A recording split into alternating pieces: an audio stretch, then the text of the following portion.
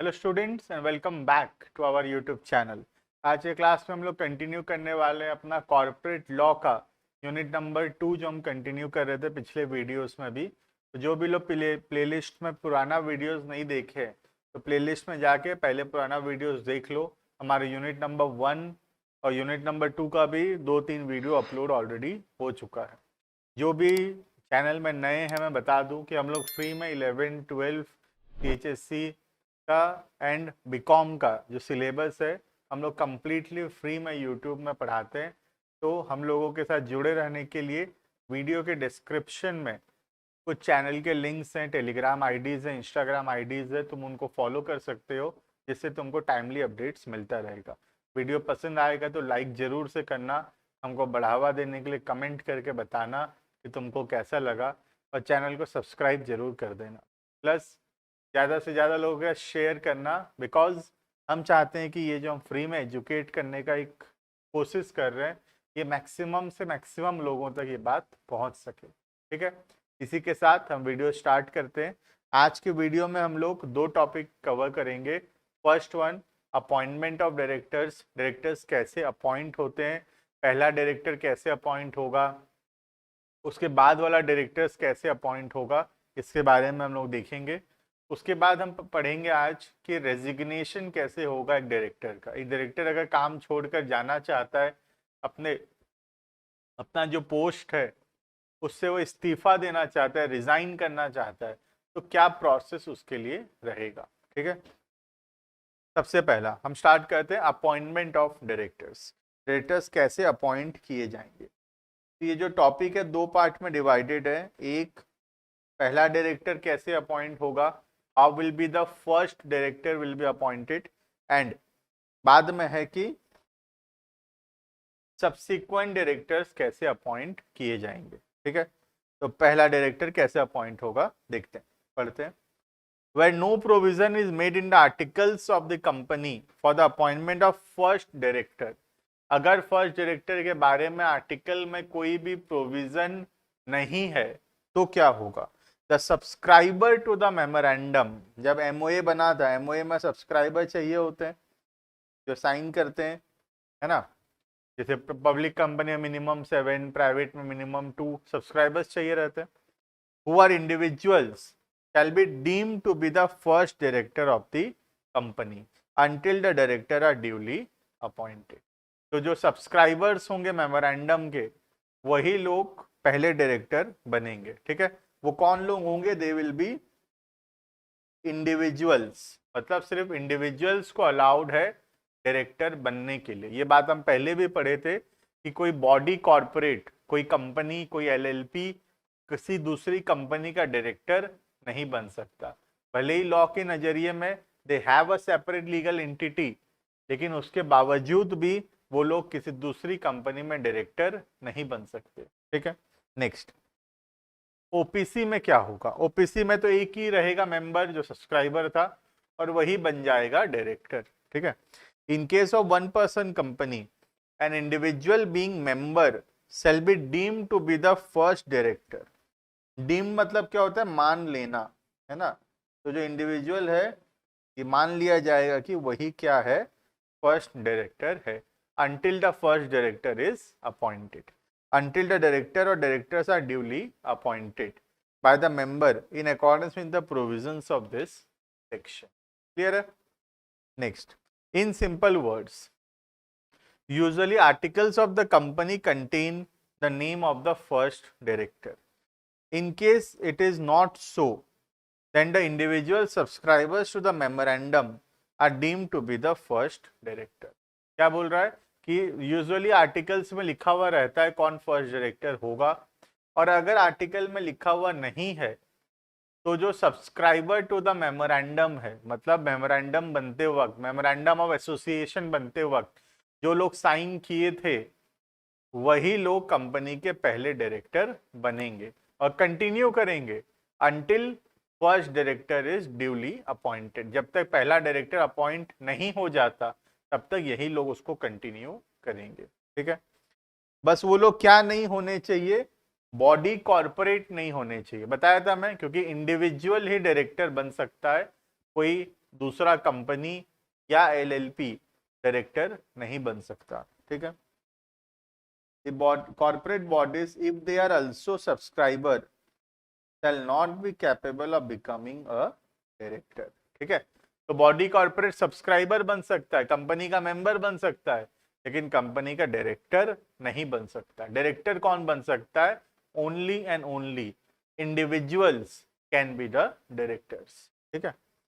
The first director shall hold office until the director are duly appointed. जब तक नया director नहीं आ जाता, फर्स्ट डायरेक्टर कंटिन्यू करेगा। ठीक है।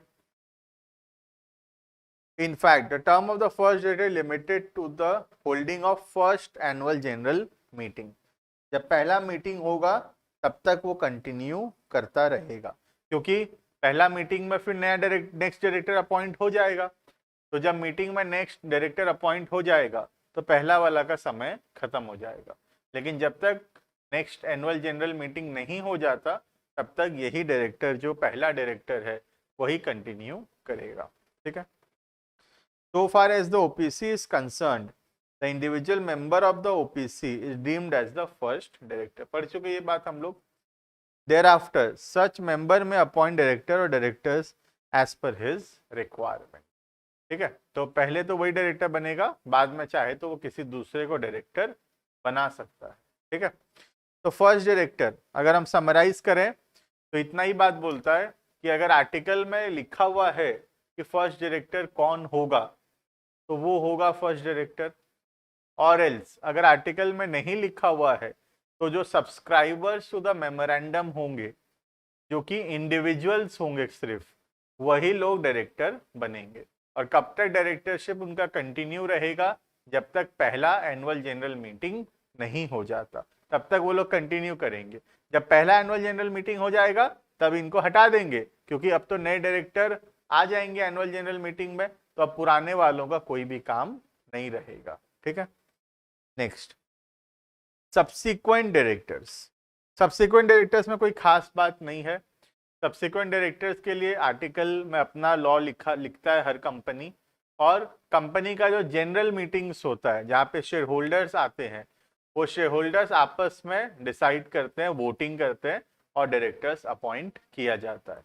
तो सब्सिक्वेंट के लिए एज सच कोई खास प्रोविजन नहीं है। सब्सिक्वेंट में इतना ही बात है कि जो भी आर्टिकल में लिखा हुआ होगा उसके हिसाब से अपॉइंटमेंट हो जाएगा कंपनी के जनरल मीटिंग में। जनरल मीटिंग का मतलब होता है कंपनी के शेयर होल्डर्स का मीटिंग, और बोर्ड मीटिंग का मतलब होता है कंपनी के डायरेक्टर्स का मीटिंग। ठीक है। Save as otherwise expressly provided in this act, every director shall be appointed by the company in general meetings। General meetings में उसको अपॉइंट किया जाएगा। ठीक है। At a general meeting, the shareholders of the company, ध्यान रखना general meeting में कौन आता है? जनरल मीटिंग में शेयर होल्डर्स आते हैं, और जो तुम्हारा बोर्ड मीटिंग होता है, बोर्ड मीटिंग में डायरेक्टर्स का मीटिंग रहता है वो। ठीक है। Gather and take decision. Generally, every director shall be appointed by the company in general meeting, except where the company act expressly provide other procedures for appointment। बोल रहे कि अगर कंपनी लॉ में कोई अलग प्रोसेस लिखा हुआ है अपॉइंटमेंट का तो वो प्रोसेस फॉलो किया जाएगा, और एल्स एक डायरेक्टर हमेशा ही किसमें अपॉइंट होगा? जनरल मीटिंग्स में अपॉइंट किया जाएगा। ठीक है। तो this is all about the topic appointment of director. जितना हमारे रेलिवेंट कोर्स में है, जितना हमको एग्जाम में लिखने से सफिशिएंट होगा, मैं उतना ही तुमको यहाँ पे कवर करवा रहा हूँ। ठीक है। एक हो गया हमारा फर्स्ट डायरेक्टर और दूसरा हो गया सब्सिक्वेंट डायरेक्टर्स। ठीक है। सब्सिक्वेंट मतलब हर साल जो बार बार हर साल जो डायरेक्टर्स अपॉइंट करेंगे, और फर्स्ट मतलब ऑब्वियसली पहला डायरेक्टर है ना। उसके बाद ये गया तुम्हारा अपॉइंटमेंट ऑफ डायरेक्टर्स। उसके बाद हम लोग पढ़ेंगे रेजिग्नेशन ऑफ डायरेक्टर्स। अब तुम तो काम में रख लिए डायरेक्टर को, अब डायरेक्टर नहीं रहना चाहता, डायरेक्टर की गर्लफ्रेंड मना कर रही है, बाबू तुम डायरेक्टर नहीं रहोगे, तुम डायरेक्टरशिप छोड़ दो। तो बाबू क्या करेगा? बाबू डायरेक्टरशिप छोड़ेगा अब, क्योंकि बाबू तो बात मानता है गर्लफ्रेंड का। तो ये क्या किया? ये डिसाइड किया कि डायरेक्टरशिप छोड़ना चाहता है, अब ये कंटिन्यू नहीं करना चाहता, ये घर में बाबू सोना करना चाहता है, ये डायरेक्टरशिप नहीं कंटिन्यू करना चाहता। तो अब ये क्या करे, व्हाट इज द प्रोसेस, अब वो क्या करे? तो ये पढ़ा सेक्शन नंबर 168 जो बताएगा about resignation of a director. हम अपने इच्छा से जाना चाहते हैं, इसको बोलते हैं रेजिग्नेशन। और रिमूवल क्या है? लात मार के निकालना इज नोन एज रिमूवल। ठीक है, तो रेजिग्नेशन मतलब अपने इच्छा से जाना, अपने चॉइस से डायरेक्टरशिप छोड़ना, दैट इज रेजिग्नेशन। और रिमूवल जो इसके बाद हम पढ़ेंगे आगे चल के वीडियोस में, रिमूवल का मतलब होता है लात मार के निकालना, कंपनी लात मार के निकाल रहा है, इसको बोलते हैं रिमूवल। ठीक है, देखना रेजिग्नेशन, यहां मैं समराइज किया हूं एक चार्ट के द्वारा रेजिग्नेशन कैसे होता है। सबसे पहला, notice of resignation in writing may be serve to the. ठीक है, तो नोटिस लिखना पड़ेगा राइटिंग में, किसको देना पड़ेगा? Board. Take note on receipt और नोटिस, बोर्ड ऑफ डायरेक्टर्स को नोटिस देंगे कि हम डायरेक्टरशिप छोड़ना चाहते हैं। ठीक है, कंपनी किसको इन्फॉर्म करेगा? रजिस्ट्रार को इन्फॉर्म करेगा। कितना दिन के अंदर? 30 दिन के अंदर। रजिस्ट्रार मतलब जो रजिस्ट्रार ऑफ कंपनीज होता है, ROC, है ना।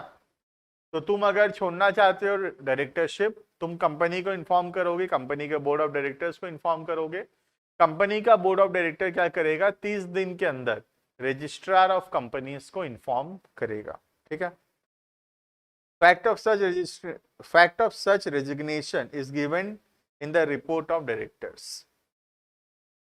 डायरेक्टर अपने रिपोर्ट में लिखेंगे कि रेजिग्नेशन हुआ है, रीजन भी बताएंगे कि आखिर रेजिग्नेशन क्यों हुआ है, क्योंकि जो हमारा ये है शेयर होल्डर्स हैं, इनको जानना जरूरी है कि रेजिग्नेशन हुआ है तो आखिर क्यों हुआ है ना। Director forward copy of resignation with reason to the registrar in 30 days from the date of resignation in DIR। ठीक है, DIR फॉर्म का नाम है। ठीक है, DIR 11 होता है जिसमें हम लोग फॉर्म फाइल करते हैं, बहुत सारा फॉर्म होता है, ये फॉर्म का नाम है DIR 11। ठीक है, क्लियर है इतना? तो बेसिकली तुम अगर काम छोड़ना चाहते हो, डायरेक्टर के पोस्ट से रिजाइन करना चाहते हो, तो तुम कर सकते हो। तुम बोर्ड ऑफ डायरेक्टर्स को बता दो रीजन के साथ, और बोर्ड ऑफ डायरेक्टर रीजन के साथ 30 दिन के अंदर रजिस्ट्रार को इन्फॉर्म कर देंगे। ठीक है, signing and filing of DIR 11 in case of foreign directors. अगर कोई बाहर का डायरेक्टर है, फॉरेन का डायरेक्टर है, और वो छोड़ना चाहता है अपना डायरेक्टरशिप, तो अब वो क्या करे? तो वो क्या कर सकता है? फॉरेन का डायरेक्टर कभी भी रिजाइन कर सकता है, और किसको ऑथराइज कर देगा? कोई चार्टर्ड अकाउंटेंट, कोई कंपनी सेक्रेटरी, या कोई कॉस्ट अकाउंटेंट को, या कोई और रेसिडेंट डायरेक्टर को, जो उसके बदले DIR 11 फाइल करेगा। ठीक है, तो लॉ बोलता है कि DIR 11 फाइल करना जरूरी है अगर तुम रेजिग्नेशन कर रहे हो तो। ठीक है, अब अगर फॉरेन का डायरेक्टर है, फॉरेन में बैठा है वो डायरेक्टर, सोच लो, तो वो DIR 11 यहाँ पे फाइल करने में उसको प्रॉब्लम हो सकता है। तब वो क्या कर सकता है? ऑथराइज कर सकता है इन राइटिंग किसी भी एक chartered accountant, company secretary, cost accountant, या कोई दूसरा रेसिडेंट डायरेक्टर को, और वो दूसरा रेसिडेंट डायरेक्टर या चार्टर्ड अकाउंटेंट, कंपनी सेक्रेटरी या कॉस्ट अकाउंटेंट उसके बदले यहाँ पर DIR 11 फाइल करेंगे। ठीक है, तो बेसिकली लॉ यही है, DIR 11 फाइल करना है अगर तुमको रेजिग्नेशन करना है तो। अगर इंडियन डायरेक्टर है तो कोई प्रॉब्लम नहीं है, खुद कर सकता है।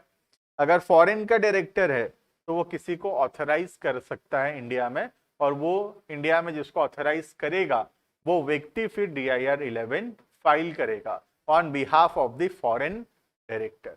ठीक है, डेट ऑफ रेजिग्नेशन क्या माना जाएगा? What will be the date of resignation? तो यहाँ पे दो डेट है, विच एवर इज लेटर है।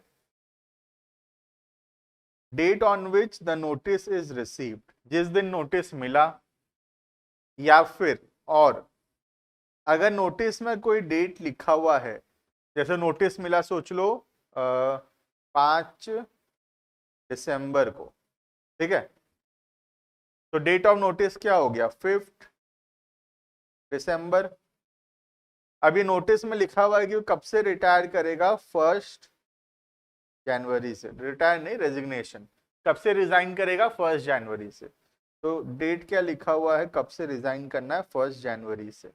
तो डेट ऑफ रेजिग्नेशन क्या होगा, दोनों में से जो लेटर है, लेटर है मतलब बाद में, मतलब date of resignation will be 1 January. समझ में आ रहा है?